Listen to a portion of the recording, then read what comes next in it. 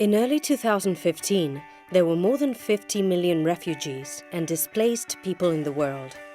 But in Europe, we didn't see them. They were invisible.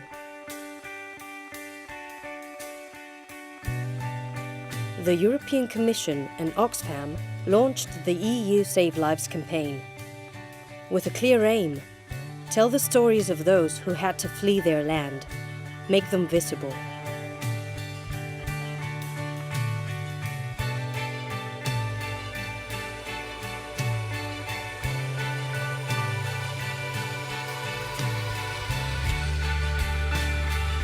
Social networks were populated with their faces.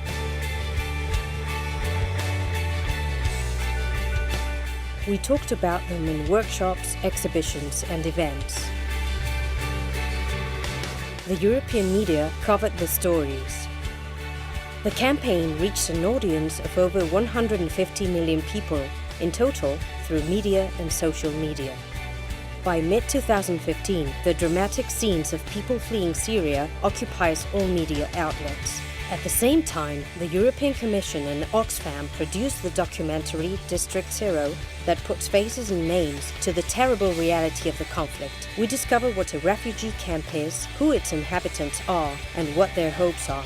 We presented the documentary at the San Sebastian Film Festival, at the Milan Universal Exposition, and in 2016 it continues international tour. The campaign EU Save Lives shows the humanitarian situation not only in Syria, but in other countries such as the Central African Republic and South Sudan. 9 out of 10 EU citizens say that it is important that the EU funds humanitarian aid.